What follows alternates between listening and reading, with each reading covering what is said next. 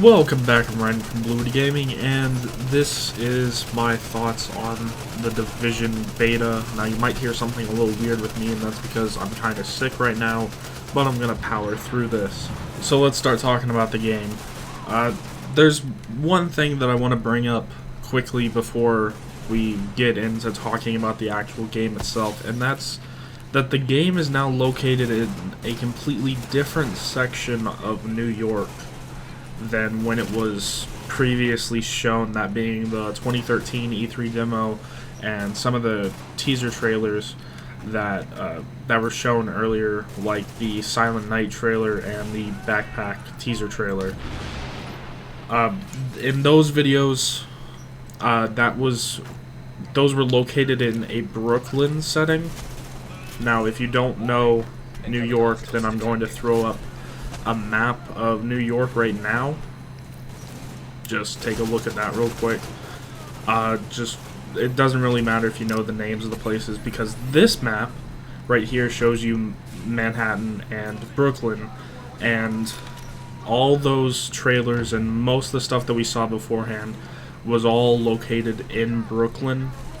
And it turns out that the game is actually located entirely on Manhattan. The entire Brooklyn section of the game was taken out, and actually the Midtown Manhattan section of what you see in this map isn't in the game either. The actual map is going to pop up right now, and this is several blocks up from the top of the last map. The top of the last map was Midtown Manhattan, and that was south of the bottom of where this is. Now, I don't really have a problem with the switch. Not Manhattan, but Brooklyn and the original map served only as a PvP section.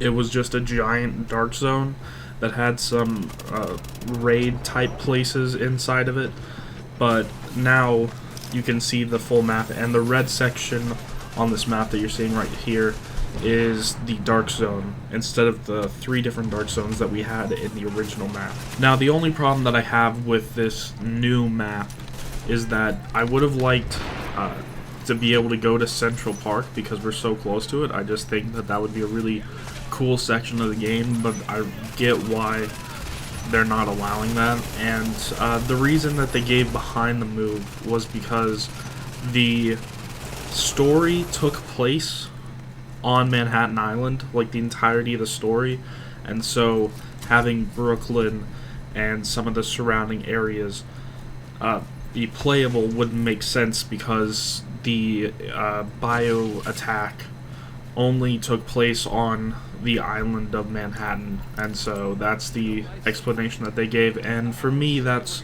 good enough, although I would have liked to be able to play more of Manhattan. The other thing that I want to talk about real quick before we get into it, and this one will actually be quick, is that some people got confused on the guaranteed beta keys. It turns out that if you pre-ordered it on the on Amazon, you were not guaranteed to get a key. They gave you the email and everything to go sign up for it, but you were not guaranteed a key. The only way to be guaranteed a key for the PlayStation 4 edition was to buy it off of the PlayStation Store on the actual PS4 itself. Anywhere else, you would not be guaranteed a key. And on the PC, I don't know how you did it, because I actually got mine for the Xbox. And apparently the PS4 version and the PC version both got limited on players. They ran out of space on their servers that they had available for the beta, or they just weren't letting anybody on. So if you didn't get your key in the first day, then you weren't getting it at all for either of those systems. When the Xbox, you could get it whenever. And there was also a promo from Nvidia that was giving away keys, and that seemed a little weird, That's actually how I got into the beta, but that was taking away guaranteed keys from other people, and I thought that that would be bad enough, if I could speak properly, a bad enough business practice to bring it up in this. So let's get on to the actual content of the game. So when you first get into the beta, they lock you out of a lot of content. They lock you out of character creation, so I couldn't mess around with that. You just had to pick one of the random options that they gave you, because the only button that you could choose was the random button. So they locked you out of that, and then when you get into the first little area, you'll realize that this is more of a demo than a beta, because they just lock you out of so many things. They set a low level cap. Outside of the Dark Zone, you were set at 8, I believe, was your highest level, and inside the Dark Zone, you could only go up to level 12, which seemed kind of low, but I don't know what the max level is, but those were the level caps that they set you out, and they locked you out of the majority of the systems in the game. Like, they locked you out of crafting, they locked you out of perks, they locked you out of talents, which is 2 of the 3 sections that you set up for your character. You get abilities, perks, and talents, and they locked you out of the perks and talents, so you couldn't really customize your character that much, so you didn't see a lot of tanks or glass cannons or people like that. And on top of that, they only gave you about 30% of the map to play around in. If you look back at the map of the current area, you'll notice that all of the missions and such were located in one small little section, and that was pretty much the section that they gave you for the beta. Also, in this supposed beta, they locked you out of 2 of the 3 wings in your main base, which is actually located in the U.S. Post Office of Manhattan, which I thought was pretty cool. If you're in Manhattan and you haven't seen it, or if you're in New York, it's across the street from Madison Square Garden, and that's a name that a lot of people are going to know, even if you haven't ever been to New York. It's essentially just right across the street. They also only gave you 2 missions, which I'm being lenient with 2 missions because some people don't consider the first mission to actually be a mission. And the first mission was to go secure the post office because it was being assaulted by a bunch of just street thugs. And then the second one was to rescue a doctor that was being held hostage in Madison Square Garden to be a doctor for the thugs. And I would tell you more about these thugs, but we don't really have that much information about them. All we really know is that they're some organized group of street thugs, and then there's also some group called the Cleaners that go around burning bodies and burning buildings and stuff. We didn't really get much information about the bad guys in the game. And moving on past that, some people were mistaking this game for an MMO where you actually run around with people, and that's kind of wrong. I know that this should have been put in earlier, but the way that I'm editing this video, it just had to go in here. So this game is actually quite similar to Destiny, where it has the main hubs. Well, there's multiple in this game, but there's main hubs where you can see other people, but most of it outside of the Dark Zone is just going to be you and your squad of 4 people, and then inside the Dark Zone, from what I've seen, it can be about 30 people. Now I'm just saying about because I don't know the actual number, but there's about 30 people, and you can get in the squads of up to 4 people each, so somewhere in there, the number might be a little off, but it's around that number. But on to the next section of my notes that I wrote out for this. This next section is just going to be rapid fire bullet points because I kind of want to get through my thoughts on this and not have it be like 30-minute long video. So getting into this, outside the Dark Zone, you could run into gangs of thugs, but they would respawn in the same area and you could just keep farming them over and over and again, but they were quite low level. That's because roaming thugs, which there's going to be roaming thugs in the game, but they were turned off for the beta for some reason, which made the main area of the game feel like just a running simulator without them. and that was made even worse by if I could speak properly, by there only being a handful of fast travel points in the game, and outside of the Dark Zone, the only fast travel point was to the main base. And that problem was compounded by the fact that the in-game GPS only used main roads, and it didn't use like other paths that they use through buildings, and would sometimes send you to a dead end because it wasn't recalibrated to fit inside the boundaries of the beta. So occasionally you would just run into a spot where it would say can't go any farther, the beta ends here, and it would tell you to take a path around there, so you had to find your own way around, and then the GPS would mess all up and everything. But onto more of inside the Dark Zone. The main focus of the beta was the Dark Zone, and I feel like the main focus of the main game is going to be in the Dark Zone because that's what's going to keep people playing the game for years or months or however long this game holds its audience. And back to talking about the Dark Zone, it's pretty much a squad-based PvP zone with the highest level mobs and the highest level loot. And because we didn't have access to the crafting system, this is where we found the highest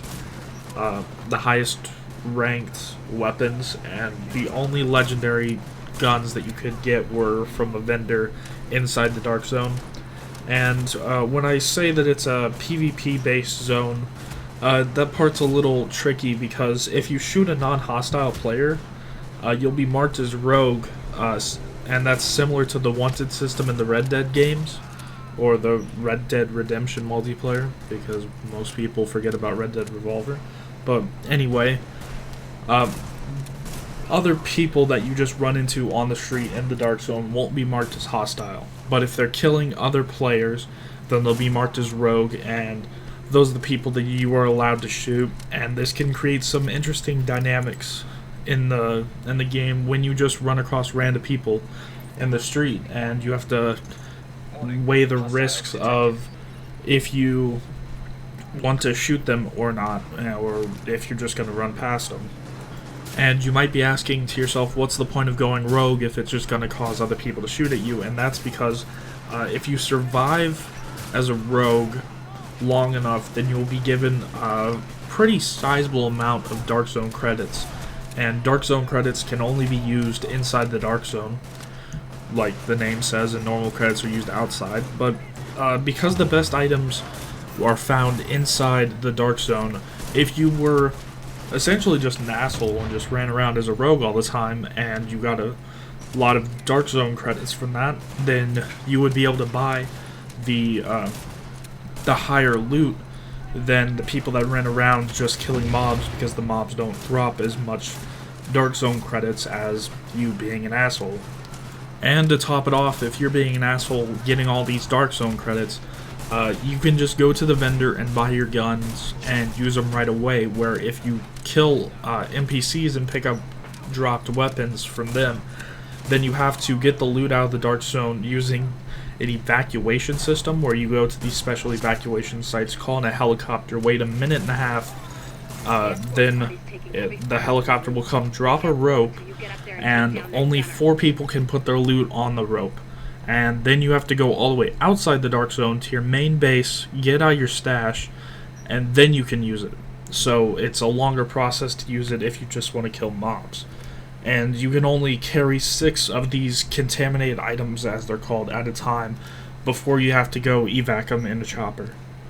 And it's at this point of evacuating your loot at a chopper that actually creates some of the most exciting and dickish moments in the game, because there's some people that just wait at these evacuation zones and will wait for a helicopter to come, wait for somebody to start to put their items up on it, and then shoot that player, get the rogue status, get the credits from being rogue, and get the loot that you worked hard for. So it was pretty much just a win-win, and you always had to watch out for those people because they were constantly around. Some servers had it worse than others, and on the PC, because there was mods that some people found out, it was especially bad. And to make matters even worse, when you die in the Dark Zone, you lose some of your Dark Zone experience, and you lose some of your Dark Zone credits. So, if you were to be killed at an evac point, it's just a lose-lose all around, and it can be really frustrating towards you. And so that pushes more people to be the assholes, which creates pretty much a loop of a giant problem of everybody becoming assholes eventually, which is when I think the player base is going to drop off of the game. And speaking of players leaving the game, some people are already leaving because of the game being extremely buggy, and on the PC it can even be modded, while on the consoles there's a glitch that I'll talk about here in a second. But on the PC you can mod it to get infinite health, infinite ammo, infinite clip, no recoil, all that stuff. They got all the tools for that already, and the developers of the game said that they were going to be working on a fix for it, but if it'll actually work we won't know because the game's not out yet and the beta's done now. And on consoles, the big glitch is that players can make themselves invisible, and it actually turns off the sounds of footsteps too, so you will have no idea that someone's walking up like right behind you, and then you'll just get shot, and then you'll see their name and everything pop up, but when it zooms into them, they'll be invisible. And also, this only happened on the last 2 days of the beta, but it was increasing in frequency at an alarming rate, and that was being killed by nothing. Just walking around a corner and then dropping over dead and having nothing show up is killing you. Because normally when you die, it either shows the NPC or the player that killed you, and occasionally it won't show either of those. And it can be in areas that even where you can't be killed, like inside your main base, sometimes you'll even just fall over dead. And so I don't even want to talk about that anymore, so let's just move on to the next section, which is gunplay. And all that I really have to say about the gunplay is that it's fun, although it can become repetitive because a lot of the guns in the same categories feel the same. Like LMGs are going to feel like all other LMGs, and assault rifles are going to feel like all other assault rifles, and pistols are all going to feel like other pistols, and revolvers are going to all feel like other revolvers. Those all feel really similar, but if you switch to a completely different class of weapon, then that's where you're going to get your variation. And it wouldn't be too bad, but the game has a lot of bullet spongy enemies. They're separated into two different groups so far in the beta. They were enemies with purple health bars, and they go down kind of as fast as they do in Call of Duty. They're pretty realistic in how easily they go down. And then there's enemies like what you'd find in the Dark Zone, and they have yellow health bars, and these people have an absurd amount of armor, and they feel like they were taken straight from an MMO. And this is kind of where I have a problem with the game and its guns and such. It gives you guns like AK-47s and M4s and actual names of guns like ACRs and such, if you're familiar with some of the older Call of Duty games. But it then takes those realistic weapons and then puts an enemy with an unrealistic amount of health.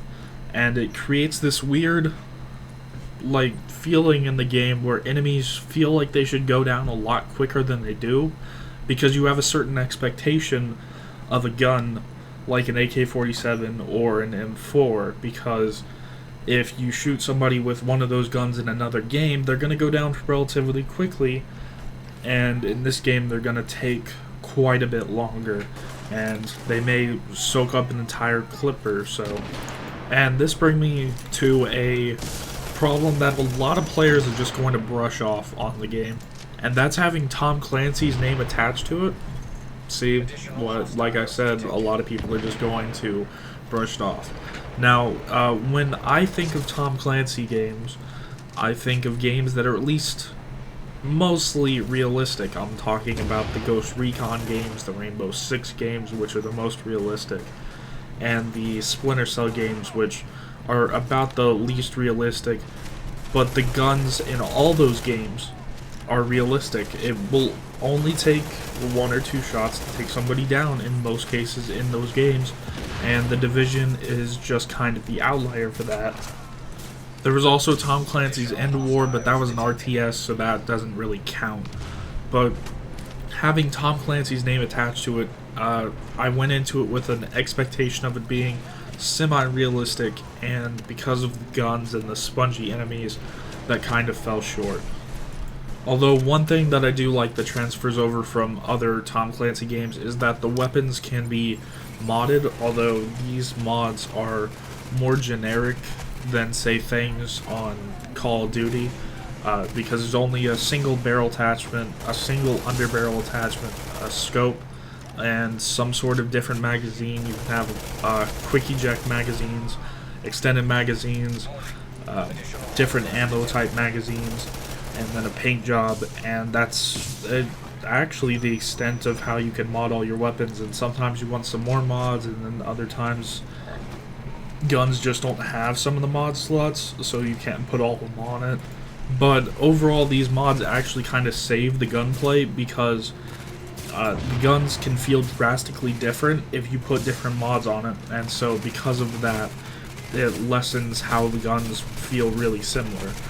And that's pretty much about it. That's actually all the bullet points that I have written down while I was playing the beta. Another thing that I haven't brought up yet, there's 3 final things I'll talk about before I'll end this off, but the first one is that the beta doesn't establish a good group dynamic. Like I said earlier, it doesn't have tanks and glass cannons and supports and such like that, and healers and the different typical RPG roles that you would see, and that would help if they had the talents and the perks that they unlocked, but because they locked those off, everybody pretty much just played a healing based character, because the main mission where you got the doctor was the first mission to upgrade your medic section of your perks. Although I feel like when the game's finally released, most people are going to end up taking the glass cannon route, mostly because it has if I could speak properly, it has the most damage dealing items in it, and it's really easy to take down NPCs if you go that route, and so you'll be able to clear raids and different missions faster if you go that route. So I feel like more people are going to be pushed that way, but when you switch over to the dark zone, more people will spread out into the different categories. And this next thing is actually for the completionists out there. That's that the collectibles are boring. They're extremely boring. There's 2 types of collectibles that were in the beta, and I think that those are the only 2 types in the game. One of them is running around and collecting phone calls that I don't even believe you get to listen to. It just pops it up in words, and that's all. You get to read that, and that's supposed to be something. And then the second one is a little bit cooler, but not exactly all that amazing, and those are called echoes. And with those, you essentially go to a location that an echo is at, and then you activate the echo, and it creates the outline of where people were when this echo was placed, and it shows where the people were, and it lets you listen to like what was going on. So one of the echoes in the dark zone had people running towards a truck, and you could hear that these people were trying to raid a food truck, and that these were some of the thugs that you have to fight in the game, and they were getting more food. But the echoes are few and far between. I collected all of them in the beta, and it didn't take very long. Speaking of not taking very long, all the single player stuff, or all the stuff outside of the dark zone, took maybe 3 to 4 hours for me. I'm saying maybe 3 to 4 because I have it clocked at 5, and in the middle of that, I went into a random group with other people because none of my friends got into the beta. I went to a random group with other people and redid some of the missions, so that's why I'm saying about 3 to 4. So I don't know how long the actual game's going to be, but overall, during the course of the 5 or 6 days that the beta was out, I clocked in 20 hours. So I don't think that people are going to have to worry about the game being too short, because I feel like the Dark Zone is going to carry enough weight and carry enough time for people to continue playing to get their money out of it, which if I play 60 hours of this game, I'm going to be happy. That's pretty much about it. And then the final thing that I've written on this entire page, nope, sorry, the final two things, I skipped over one in the middle of the page, but the final two things are that the game looks pretty good. It looked better on PC than it would on Xbox One, but players were complaining of frame rate drops on the PC, so it looks good enough on the Xbox One, and I've seen PS4 footage and it looks good enough on there too. And then the final thing is that we have no idea what the in-game looks like. It's never been shown in any trailer, and the only people that have seen the in-game content were the alpha players, and they were under a non-disclosure agreement from Ubisoft, so they can't even talk about the in-game content. So if you're someone that's just going to rush through the game to figure out what the in-game content is and just play through the in-game content over and over and over again, then you might want to hold off from buying the game for a week or so that other people can get to it and see if it's actually worth your time. And that was pretty much it. That was my thoughts on the Division beta. And I gotta say, the beta really sold it for me. Before I got my chance to play it, I thought that it was just going to be another one of those failed MMOs. I'm looking at you, Defiance. But I thought it was just going to be another failed MMO, and I wasn't really going to touch it at all. Then after the beta, I'm going to pick it up on release day. Still not going to pre-order it. Don't have enough faith in Ubisoft for that. But I will be picking it up on release, and I hope to see you guys in the Division. Remember, my name is Ryden, and I'll see you guys in the next one.